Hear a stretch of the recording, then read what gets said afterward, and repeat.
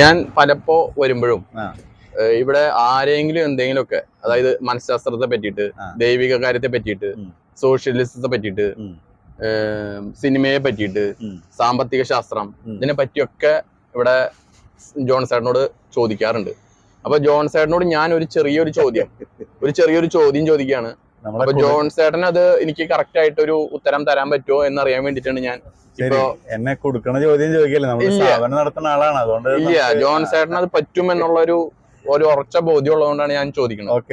എന്റെ ചോദ്യം ഇതാണ്, ഇപ്പൊ CPM CPI CPIയും CPMും തമ്മിൽ ചെറിയ ചെറിയ സ്വരച്ചർച്ചകൾ ഉണ്ടെന്ന് എനിക്ക് കിട്ടിയ ഒരു ചെറിയൊരു വിവരം. അത് ശരിയാണോ, അത് തെറ്റാണോ, ഇത് നമ്മുടെ രാഷ്ട്രീയ ഭാവിയെ ഇത് ബാധിക്കുമോ? മനസ്സിലായല്ലോ ജോൺസൺ പറഞ്ഞ ചോദ്യം മനസ്സിലായല്ലോ. അത് ബാധിക്കുമോ എന്ന് എനിക്ക് അറിയാൻ വേണ്ടിട്ട്. ഒന്ന് പാലക്കാട് മദ്യ നിർമ്മാണ ശാലയായിട്ടുള്ള വിഷയമാണോ ഒന്ന്, അല്ലെ? അതെ അതെ അതെ. കിഫ്ബിയുടെ ടോളായിട്ട് ബന്ധപ്പെട്ട വിഷയം, അതെ അതല്ല ഉദ്ദേശിച്ചത് സമരം. അതെ, അതില് CPIക്കും CPMനും തമ്മിൽ മുന്നണിയില് അഭിപ്രായ വ്യത്യാസങ്ങളുണ്ട് ഘടകകക്ഷികളുടെ ഇടയിൽ. അതെ. അപ്പൊ അതിനെ ചൊല്ലി ചർച്ചകള് ഇങ്ങനെ CPI പല രീതിയിൽ അവിടെ ഇവിടെ പറയുന്നുണ്ട്. അതെ. അപ്പൊ ഒരു മുന്നണി എന്നുള്ള നിലയില് അത് മുന്നണിനെ ബാധിക്കുമോ, അത് എന്ത് സംഭവിക്കുന്ന അറിയണ്ടേ? അതെ അതെ അതെ. ആ മുന്നണി ഇനി വരുന്ന തെരഞ്ഞെടുപ്പിൽ അങ്ങനെ തന്നെ പറയാം, അത് ബാധിക്കുമോ എന്നുള്ളൊരു ചെറിയൊരു സംശയം. അത് അറിയാൻ വേണ്ടിയിട്ടാണ് ജോൺസൺ. അതിനൊരു നല്ലൊരു മറുപടി എനിക്ക് കിട്ടുമെന്ന് എനിക്കറിയാം. നമുക്ക് ഇതിങ്ങനെ പറയുമ്പോഴേ ഇലക്ഷൻ ഇനി ഒരു വർഷത്തിന് മുകളിലുണ്ടെന്ന്. നമുക്ക് നമ്മളിപ്പോ ഈ ഫെബ്രുവരി മാസല്ലേ, അതെ, ഫെബ്രുവരി മാസത്തില് ഇപ്പോഴത്തെ പൊസിഷൻ റീഡിങ് വെച്ചിട്ടാണ് നമുക്ക് പറയാൻ പറ്റുള്ളൂ. അതെ. കാരണം ഇനിയൊരു എന്താ പറയാ തദ്ദേശ തെരഞ്ഞെടുപ്പും കാര്യങ്ങളൊക്കെ കഴിയുമ്പോൾ വരുമ്പോ ചിത്രം മാറാന്ന്. അതെ, ഇനി ഒരു വർഷം കൂടി അല്ലേ ഉള്ളൂ. അതെ, ആയിക്കോട്ടെ. ഇതുവരെയുള്ള ഇന്നത്തെ അവസ്ഥ വെച്ചിട്ട് ശരിക്കും പറഞ്ഞു കഴിഞ്ഞാൽ നമുക്ക് ഇപ്പോഴത്തെ അവസ്ഥ വെച്ചിട്ട് ഒരു UDFന് ഒരു 75 സീറ്റ് കിട്ടാനുള്ള ഒരു സാധ്യതയുള്ള പോലെയാണ് ഇന്ന് കാണുന്നത്. ഈ UDF ഉറപ്പായിട്ട് ജയിക്കാൻ ചാൻസ് ഉള്ള 75 മണ്ഡലങ്ങളിലെ കണക്ക് പറയാം. അപ്പൊ പറയാം. നിങ്ങൾ ഈ പറഞ്ഞ വിഷയം, ബ്രൂവറി വിഷയം, കിഫ്ബി ടോള്, പിന്നെ എന്താ പറയുക, ആശാവർക്കന്മാരുടെ സമരം, ഇതൊക്കെയല്ലേ ഉദ്ദേശിച്ചു. കറക്റ്റ് പറഞ്ഞ കാര്യം കറക്റ്റാണ്. കാരണം വർത്തമാന കാലഘട്ടത്തിലെ അവസ്ഥയിൽ കേരളത്തിലൊരു ആശയക്കുഴപ്പം മൊത്തത്തിലുള്ള പോലെ അവസ്ഥ ഫീൽ ചെയ്യുന്നുണ്ട്.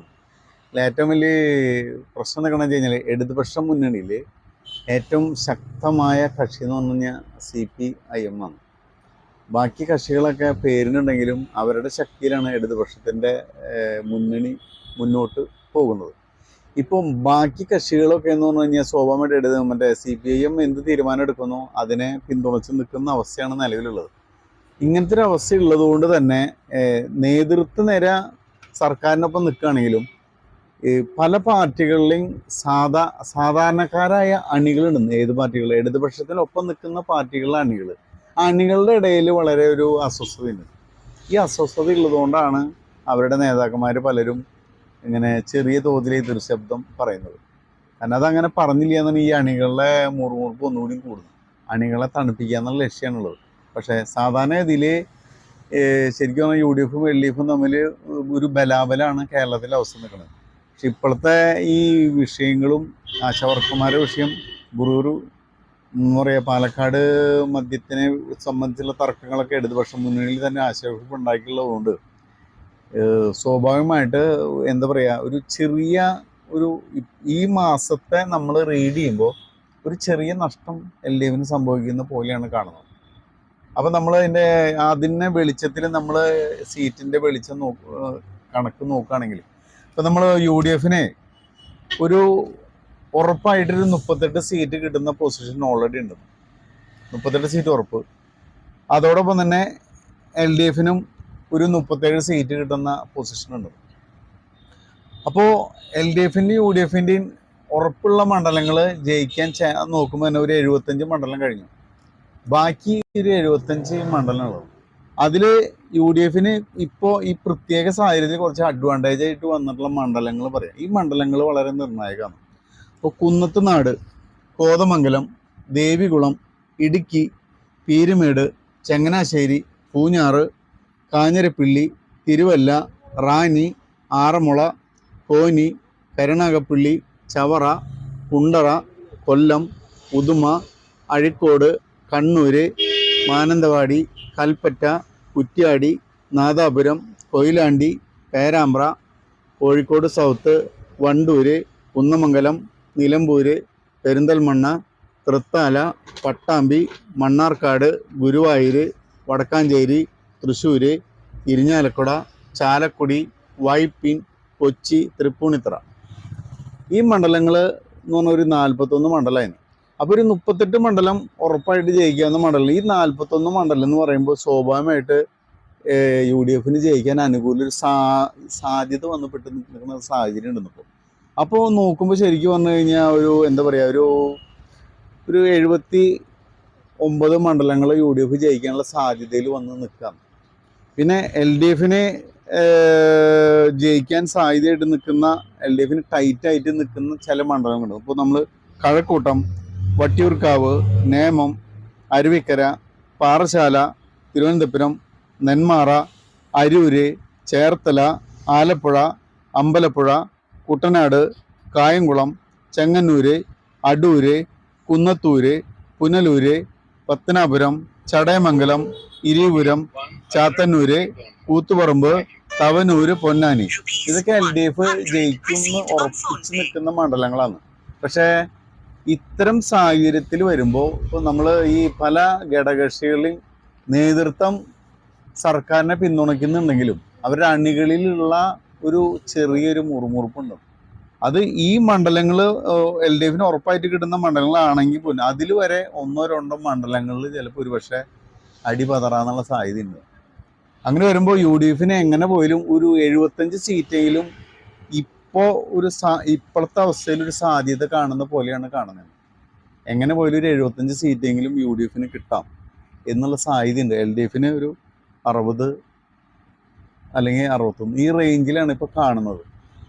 അതെന്ന് വെച്ച് കഴിഞ്ഞാൽ ഇപ്പോഴത്തെ ഈ ഒരു ട്രെൻഡ് ഇനി മാറാം. കാരണം 1 മാസമോ 2 മാസം കഴിഞ്ഞ് മാറാം, അതല്ലെങ്കിൽ പഞ്ചായത്ത് ഇലക്ഷൻ കഴിയുമ്പോൾ മാറാം. പക്ഷെ ഇപ്പോഴത്തെ അവസ്ഥയിൽ ഒരു UDF എങ്ങനെ പോയാലും ഒരു 75 സീറ്റ് കിട്ടാവുന്ന പോലത്തെ ഒരു അവസ്ഥയാണ് ഇപ്പോൾ കാണുന്നതെന്നാണ് നമുക്ക് പറയാൻ പറ്റുന്നത്.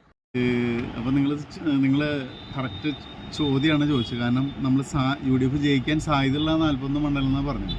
അപ്പോൾ ഉറപ്പുള്ള മണ്ഡലം കൂടി പറയുമ്പോഴാണ് പൂർണ്ണമുള്ളൂ. ഓക്കെ, ഞാൻ മനസ്സിലായത് കേട്ടോ. ഓക്കെ, അപ്പോൾ നമ്മൾ പറയുകയാണെങ്കിൽ നമ്മൾ മഞ്ചേശ്വരം, കാസർഗോഡ്, ഇരിക്കൂര്, പേരാവൂര്, കൊടുവള്ളി, ബത്തേരി, വടകര, തിരുവമ്പാടി, കൊണ്ടോട്ടി, ഏറനാട്, മഞ്ചേരി, മങ്കട, മലപ്പുറം, വേങ്ങര, വള്ളിക്കുന്ന്, താനൂര്, തിരൂരങ്ങാടി, കോട്ടക്കൽ, തിരൂര്, പാലക്കാട്, പെരുമ്പാവൂര്, അങ്കമാലി, ആലുവ, കളമശ്ശേരി, പറവൂര്, എറണാകുളം, തൃക്കാക്കര, പിറവം, മൂവാറ്റുപുഴ, കോട്ടയം, തൊടുപുഴ, പാല, കടത്തുരുത്തി, ഹരിപ്പാട്, പുതുപ്പള്ളി, വാമനപുരം, കോവളം, നെയ്യാറ്റിങ്കര. ഇതാണ് നമ്മൾ UDF ഉറപ്പായിട്ട് ജയിക്കുന്നു പറഞ്ഞ 38 മണ്ഡലം.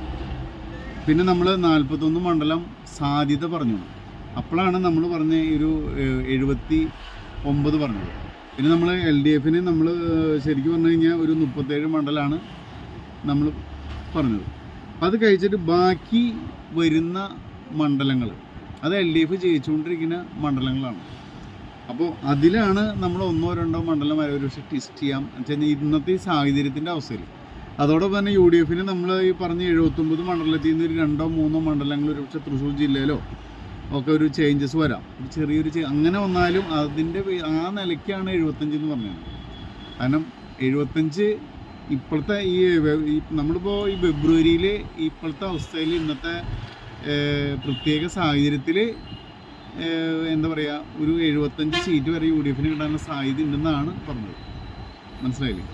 അത് ഉറപ്പിച്ചു എന്നല്ല, അതിൻ്റെ ഇപ്പോഴത്തെ പൊസിഷൻ എങ്ങനെയാണെന്നാണ് പറഞ്ഞത്. ഓക്കെ.